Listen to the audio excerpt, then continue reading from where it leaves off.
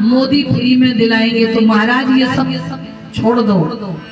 ये ना महंगाई कभी कम हुई है ना कभी होगी। ये दुनिया की महाराज जो विपत्तियां हैं, ये संकट है ना, ये कभी कम हुए ना होंगे।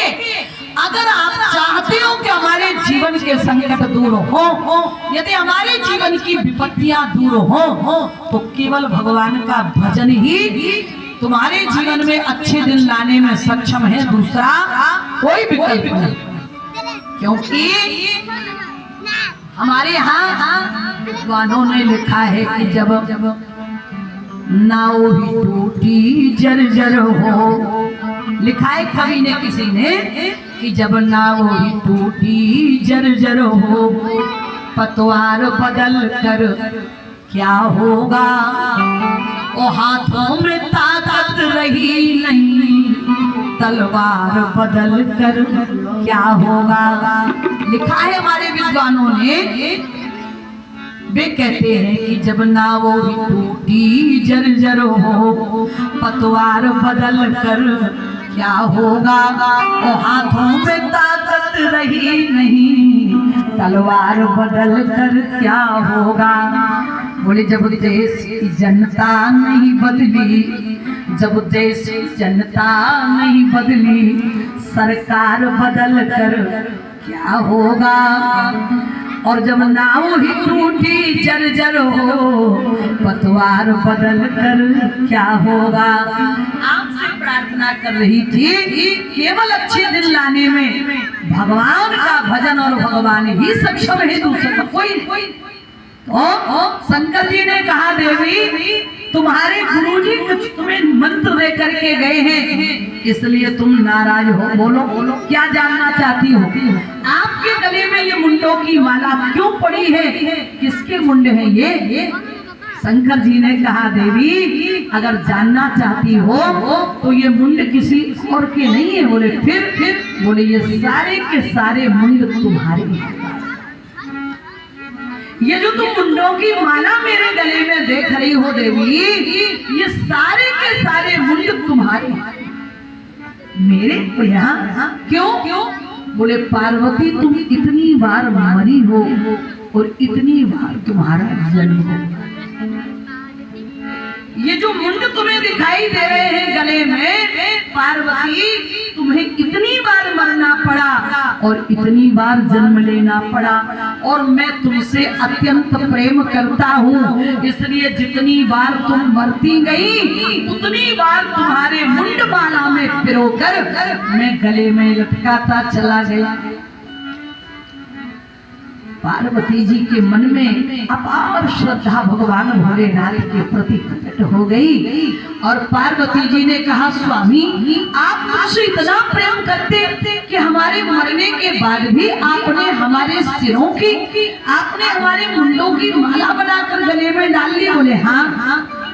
तो पार्वती जी ने कहा प्रभु मैं भी आपसे कम प्रेम नहीं करती, मैं भी अगाध प्रेम करती हूँ, बस एक कमी है हमारे अंदर। कहा क्या। बोले आपने तो हमारे मुंडों की माला पहन ली, लेकिन हमें आपके मुंड नहीं मिले। अगर आपकी जानकारी में आपके मुंड कहीं रखे होंगे तो बता दो, हम उनकी माला बनाकर अपने गले में पहन ले। शंकर जी बोले देवी हमारा तो कोई मुंड नहीं है। कहा क्यों नहीं है। शंकर जी बोले इसलिए नहीं है क्योंकि हम कभी मरे ही नहीं। पार्वती जी बोली आप कभी नहीं मरे। बोले कभी नहीं मरा। क्यों नहीं मरे आप। शंकर जी बोले इसलिए नहीं मरा क्योंकि हमने रची महेश निज मानस राखा। रची महेश निज मानस राखा। रची महेश निज मानस राखा। रची महेश निज मानस राखा। महेश निज मानस राखा। आय सुसमर्य सिंहासन भागा। आय सुसमर्य सिंहासन भागा। आय सुसमर्य सिंहासन भागा। शंकर जी बोले देवी मुझे इसलिए नहीं मरना पड़ा क्योंकि मैंने अमर कथा अपने हृदय में बसा के रखी है। और जो भगवान की अमर कथा एक बार अपने हृदय में बसा लेता है वो जन्म और मरण से मुक्त हो जाता है। वो फिर कभी मरता नहीं, फिर कभी जन्म नहीं लेता। पार्वती, मैं इसलिए कभी नहीं मरा, न मेरा कभी जन्म हुआ। तो पार्वती जी ने हाथ जोड़ दिए भगवान भोलेनाथ के श्री चरणों में, बोली कथा जो सकल लोक हितकारी, कथा जो सकल लोक हितकारी, कथा जो सकल लोक हितकारी, कथा जो सकल लोक हितकारी, कथा जो सकल लोक हितकारी। कोई पूछन चाहे सिंह कुमारी, कोई पूछन चाहे सिंह कुमारी, कोई पूछन चाहे। सिंह कुमारी। विद्वान कहते सोई महारानी पार्वती जी ने हाथ जोड़ दिए और बोली महाराज, मैं भी वो कथा अपने हृदय में बसाना चाहती हूँ जिससे हमें फिर कभी अब जन्म ना लेना पड़े और मरना ना पड़े। आप मुझे वही कथा सुनाओ। और रामचरितमानस में कुछ विद्वान ऐसा भी बताते हैं कि एक दिन मैया पार्वती जी की शंकर जी की जटाओं में नजर चली गई। पार्वती जी ने जटाओं की तरफ झांक करके देखा तो एक देवी का दर्शन हुआ।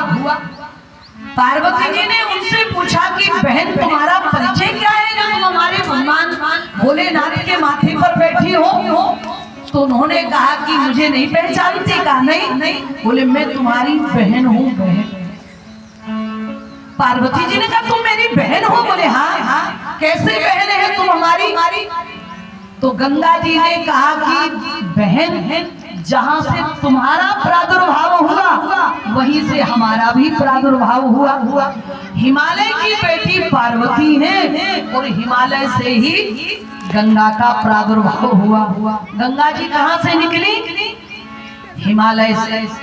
तो गंगा जी ने कहा कि मैं तुम्हारी बहन हूँ।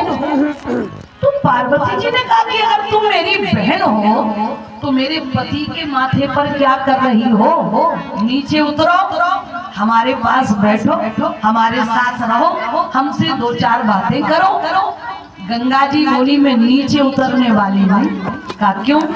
बोली इसलिए नहीं क्योंकि जैसे ही मैं ऊपर से गिरी तो भगवान भोलेनाथ ने मुझे अपने माथे पर बिठा लिया। और ऐसा बताते हैं कि जिन माताओं को आते ही आते माथे पर बिठा लिया जाए तो फिर वे नीचे उतरने का नाम। सासें कहती हैं कभी कभी, यहाँ की सासें कहती हूँ या नहीं कहती हूँ, पर हमारे बुंदेलखंड की सासें कहती हैं अगर बहू जरा सा जवाब दे दे सास को, यदि सास का कहना ना माने, कुछ काम में गड़बड़ी हो जाए तो हमारी बुंदेलखंड की सासें कहती हैं कि इस लड़के ने इसको इतने माथे पे चढ़ा के रखा है कि अब जी नीचे उतरने का नाम नहीं ले, खोपड़ी पे चढ़ा लिया। तो गंगा जी ने कहा कि हमें भगवान भोले